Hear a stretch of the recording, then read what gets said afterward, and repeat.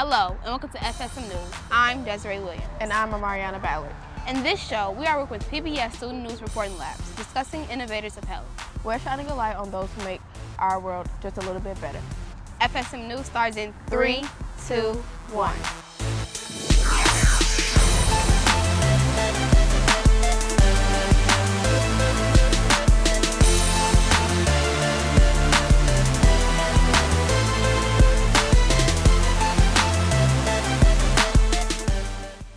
There are many issues in society that everyday citizens are trying to improve, such as the issues in health. In low-income communities, food deserts are prevalent. They lack fresh fruits, vegetables, and nutritional foods that they need. Many organizations are trying to increase the accessibility to fresh food. We're shining a light on a group called Green Teams. So when I think of food insecurity, I try to bring it back to just, we're talking about regular people who want to eat healthy food, and it's hard for them. Maybe because it's too far away, it's too expensive, they don't know what to do with it when they get it, but there's something in the way of people just doing the simplest thing of eating healthy food. The young people that are here, I actually had a chance to meet them before the youth center opened. So the young people from this community came and I got to garden with all of them. And then when the youth center opened, I came here and I've been here 11 years. And said, you know what, I want to make this as special as it was for me. Let it launch all the wonderful dreams that young people have. And so I saw this as an opportunity to really do what I love to do, and that's about bringing plants and people together to improve their well-being. And so we do that on a couple of fronts. One would be just their overall health. Unfortunately, in neighborhoods that don't get a lot of attention, sometimes there are health issues, can be heart issues, diabetes, maybe people being overweight. So it's really connecting with, hey, wait a minute, if you eat healthy food, you could feel better. So we grow, among all of our gardens here, about 20,000 pounds of food, and we keep about 80% of it here in our community. So we take it to schools, to daycare centers, to churches, to folks that are cooking at home. We sell it to some restaurants that support the organization, that you think to yourself, well, why don't we have a grocery store in this neighborhood? And what would it take to have one? And we touch a lot of young people. So we have about 2,000 young people a year at the Gary Comer Youth Center, and we've been here a little more than 10 years. When we got here, no one was growing organic food in the community, so there were 0 pounds of organic food in 2006, and here we are now, 2017. 20,000 pounds of food, so we've touched probably 20,000 people and grown 20,000 pounds of food. It is more to being healthy than just eating healthy foods. Fitness is also a major component in living a healthy lifestyle. Air Aerial Fitness is about helping people stay fit in a unique way. They use rhythm to bring excitement into exercising. Here's their story. Hands down, Air is the best core workout in the world. There's so many fitness methods out there and boutique fitness, and I think that Air is really here to stay. It's not like a trend that comes and goes. Air is a fitness training method where we leverage silk hammocks to pretty much take your routine off the ground. I've definitely seen not only like a physical difference in my body after just taking one class with Air, but after training with Air for almost 2 years, I've seen how it's definitely changed my strength, and most specifically in my core, and how I'm able to lift myself into poses that I wouldn't have been able to prior to training with Air. My name is Jessie Towns. I'm the marketing manager at Air Aerial Fitness and Mud Facial Bar. I definitely was involved in a lot of sports, and I was a dancer, so I think that what really got me into Air was that it's a training method that really trains you to get into advanced poses from a foundation, just as a ballet class would train you to get into advanced poses.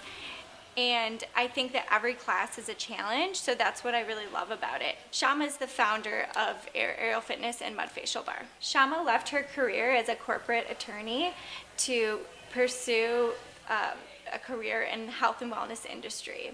She's an artist, so she loves bringing concepts to life, and when she thought of the concept for Aerial Fitness, it was like it made fitness fun and creative.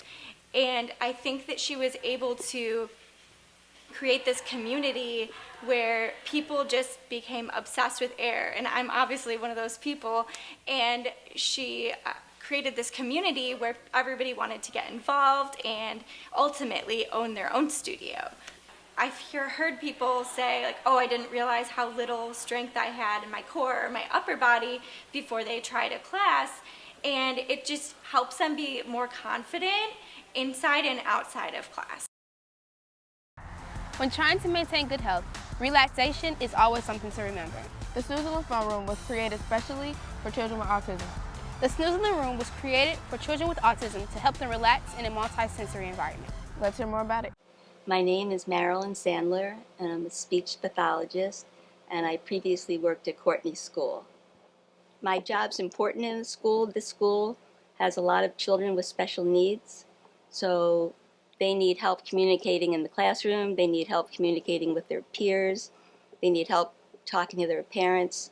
Snoezelen is a Dutch made-up word that means to relax and to explore.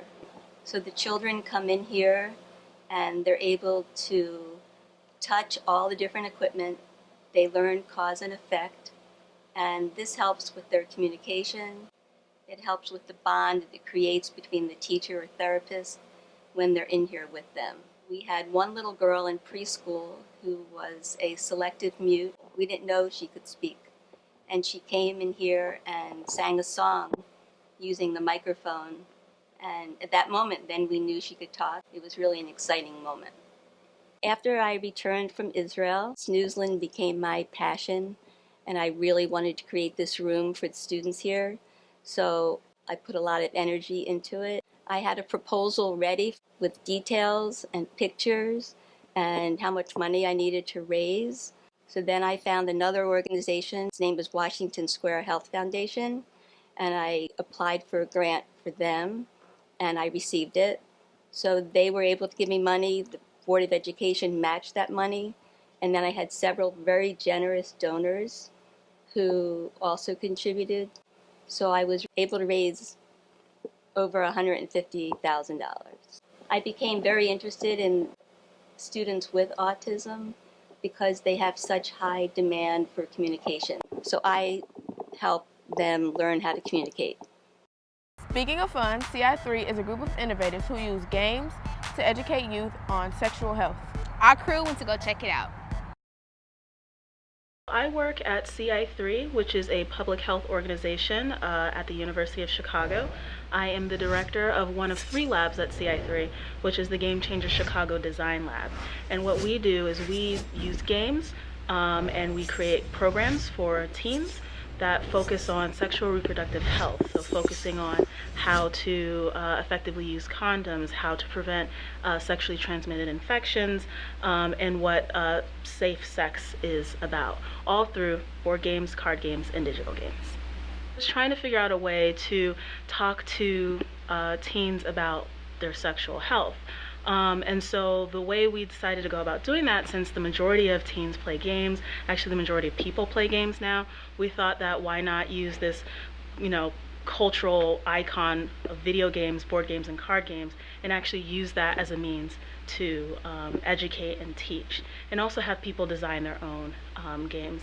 It's really an engaging medium. We focus on prevention. So instead of having to worry about needing a cure, what we want to make sure is that people have an education about STIs and how to prevent their spread, so that we hopefully don't have people getting infected. So I'm very much a technologist. I'm also a game designer. And so what I've learned the most is actually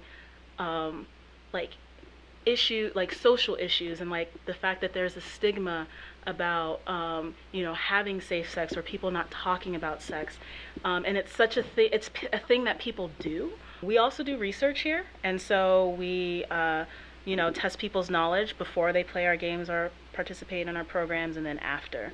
And so since we always have a health education component, we do see increases of health information on STIs or condom usage and things like that. We learned a lot today about health innovators who help make our world a little bit better. I wonder if there's something that I can invent like these innovators did. Well, that's our show for today. Check us out next time on CAN TV, Channel 19. You can also find us on ABC7 News website under their community section. I'm Desireé Williams. And I'm Amariona Ballard. 3, 2, 1, that's a wrap.